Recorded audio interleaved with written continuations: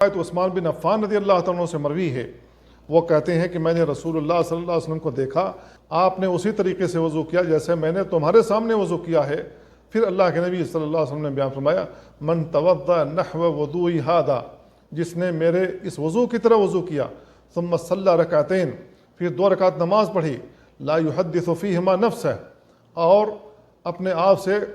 کسی معاملے میں گفتگو نہیں کی، غفر لہ ما تقدم من ذنبہ، اللہ رب العالمین اس عمل کی وجہ سے اس کے سارے گناہ معاف کر دے گا، جتنے چھوٹے چھوٹے گناہ ہوں گے اللہ رب العالمین معاف کر دے گا۔ اس کو بخاری اور مسلم نے روایت کیا ہے۔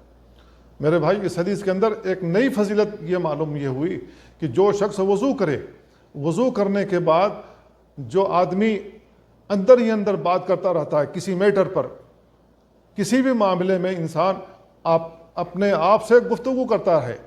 تو اپنے آپ سے گفتگو نہ کرے، بلکہ وضو کرنے کے بعد دل دماغ اللہ رب العالمین کی جانب مائل ہوں،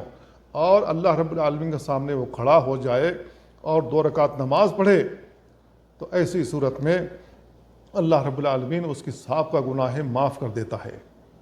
یہ بہت بڑی فضیلت ہے۔